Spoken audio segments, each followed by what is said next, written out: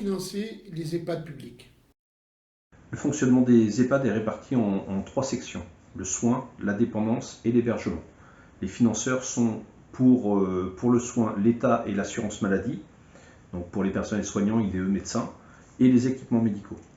Les conseils départementaux pour le forfait dépendance, les AS et les psychologues par exemple, et les résidents prennent en charge l'hébergement, la restauration et les animations.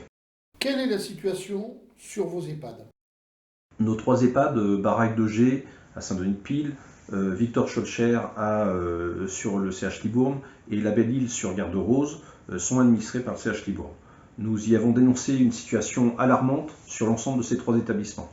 C'est-à-dire, par exemple, une douche toutes les 3 semaines, et parfois jusqu'à 4 mois pour certains résidents dans certaines situations, des changes, c'est-à-dire des couches, 2 fois par jour pour certains services, on parle de jour, pas de nuit, je précise, on n'a pas eu le chiffre sur la nuit, un temps agent de 7 minutes 30 pour faire prendre les repas aux résidents, le bio-nettoyage qui n'est parfois, sur certains services, pas fait les week-ends, ça en systématique, et les agents dénoncent une course permanente pour les soignants, donc c'est-à-dire les soins, les sonnettes résidents, les appels téléphoniques, l'accueil des familles, les urgences, les chutes, les décès, les clusters Covid.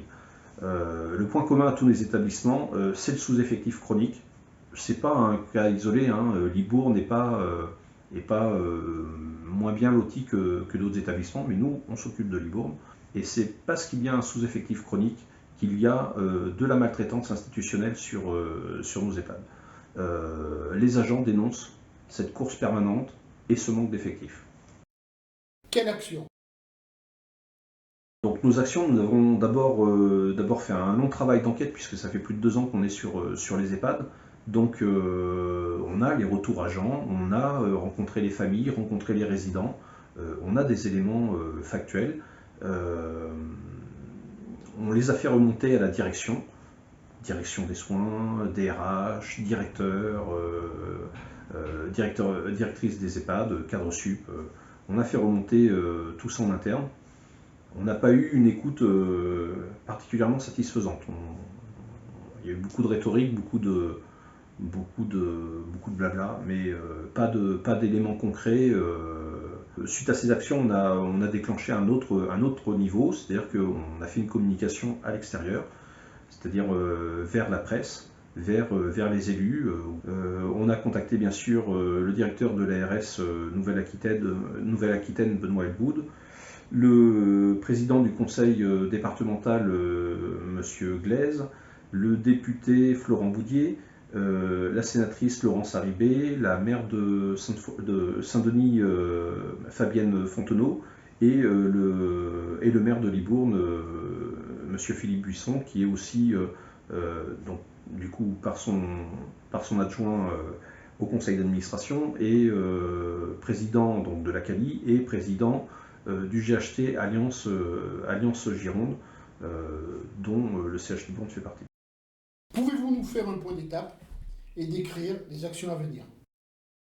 Donc, suite à nos mouvements de grève, on a bien sûr rencontré la direction dans le cadre réglementaire, et des engagements ont été pris. Le premier engagement, c'est de remplacer une infirmière sur un poste vacant sur l'EHPAD de la Belle-Île. Les effectifs sont gérés à effectifs constants sur l'ensemble de l'établissement. Donc l'agent qu'on va mettre là, c'est effectivement un poste vacant, et il aurait dû être pourvu depuis longtemps, mais ce n'est pas une création de poste. Donc on n'a pas obtenu de choses supplémentaires par rapport à ce qui était déjà acté précédemment. La direction, le DRH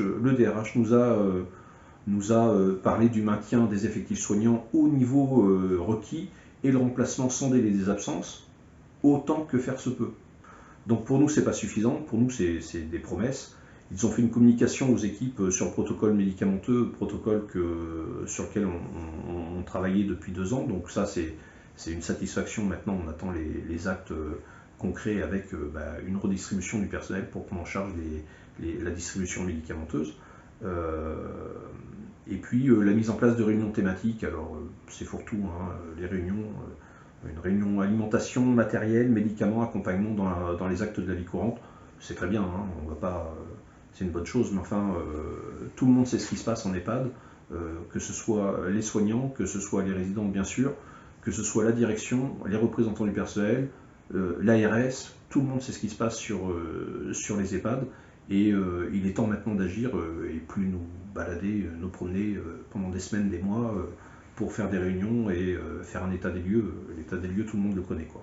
Donc pour nous, à ce stade, ce n'est pas satisfaisant.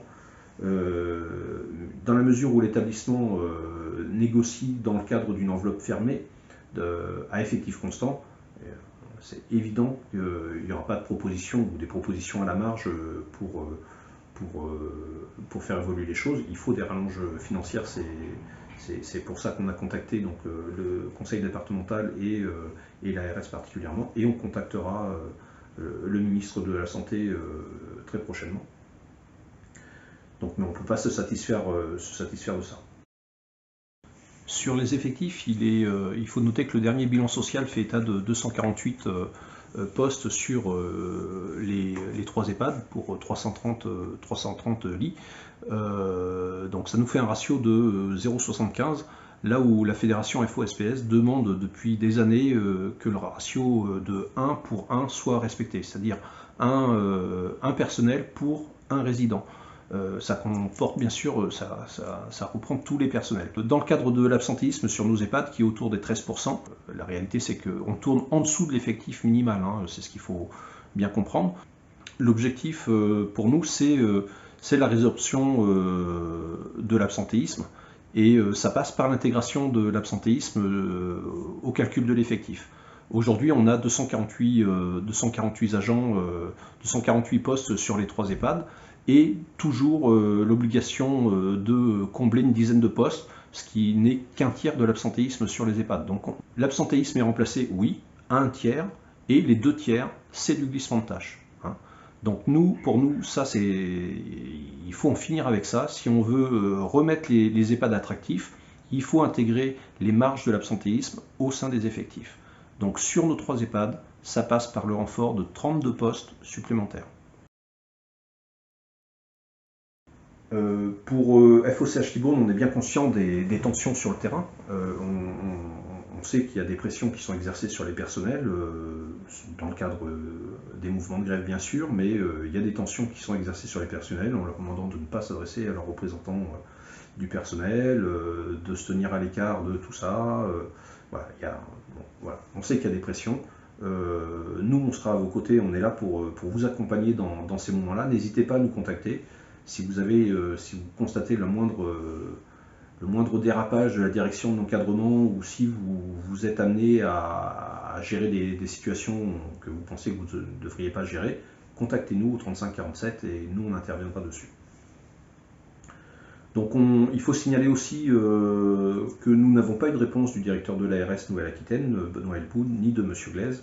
M. Soubi a fait une réponse vendredi qui pour nous n'est pas satisfaisante, puisque il nous parle des EHPAD privés à but lucratif. Il est évident que l'EHPAD public n'est pas là pour faire du profit, mais on est en quête de profit pour résorber la dette.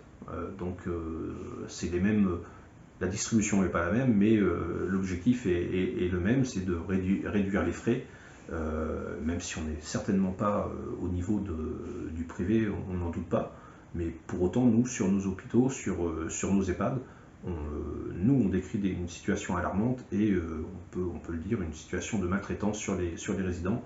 Tout le monde le sait, personne ne fait rien. Nous, on fera quelque chose.